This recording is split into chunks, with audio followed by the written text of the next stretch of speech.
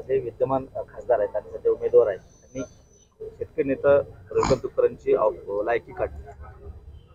हे बघा, प्रतापराव जाधव हे काय ISO सर्टिफिकेट देणारे संस्था नाहीये की ते कोणाची लायकी काढतील किंवा कोणाचं खरं काय खोटं काय। ही जनता बुलढाणा जिल्ह्यातली त्यांची लायकी त्यांना दाखवेल। गावागावातले लोक त्यांना काढून देतात गावागावातनं। गावात त्यांच्याजवळ 10 माणसं उभे राहायला तयार नाही अशी परिस्थिती आहे। ते प्रचंड परेशान आहे।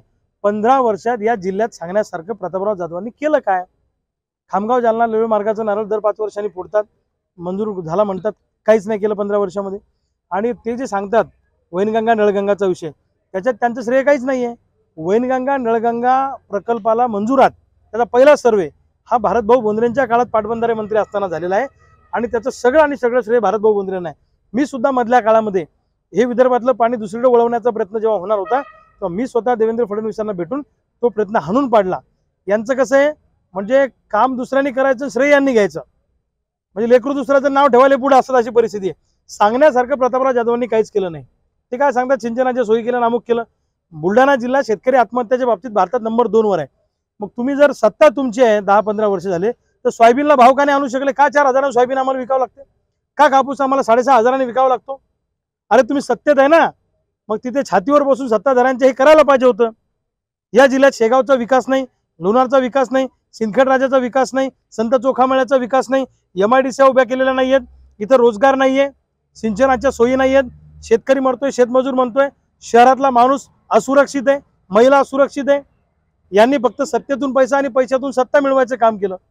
त्यांनी सांगितलं की शेतकऱ्यांनी सुटापुटात राहू नये का?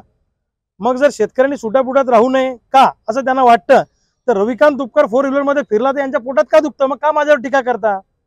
माझ्या गाडीच्या नंबरपर्यंत येता, मी 4 व्हीलरमध्ये फिरतो त्याच्यावर टीका करता। तुमच्या घरी 25 गाड्या आहेत, त्याला VIP नंबर चालतात तुम्हाला, पण एक शेतकऱ्याचं लेकरू जर का 4 व्हीलरमध्ये फिरलं तर तुमच्या पोटात दुखतंय।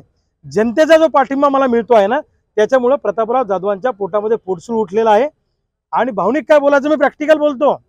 काय ठोस केलं 15 वर्षात प्रतापराव जाधवांनी सांगावं। मग का तुम्हाला गावागावातले लोक गावातनं काढून देत आहेत? का तुमची पंचायत होते? सत्तेचा दुरुपयोग करून लोकांना तुरुंगात टाकायचं, जेलमध्ये टाकायचं, खोट्या केसेस दाखल करायच्या आणि नरेंद्र मोदींच्या नावाने निवडून यायचं, एवढं 10 वर्ष केलं त्यांनी। 15 वर्ष स्वतःच्या जीवावर, माझ्यासारखं हिंमत असेल तर त्यांनी अपक्ष निवडणूक लढून दाखवावी स्वतःच्या ताकदीवर। मोदींच्या नावानं मतं न मागता स्वतःचा चेहरा पुढे करून मतं मागून दाखवावी प्रतापराव जाधवांनी। हिंमत असेल तर चॅलेंज आपलं, उतरावं त्यांनी अपक्ष मैदानामध्ये, काही हरकत नाही।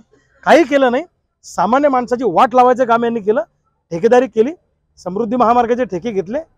मी जास्त बोलत नाही, जशी जशी वेळ येईल तसं तसं मी बोलन। मी कोणता शर्ट घातला याच्यावर जर तुम्ही टीका करत असाल तर याचा अर्थ लायकी तुमची काय हे ह्या महाराष्ट्राला बुलढाणा जिल्ह्याला माहित आहे।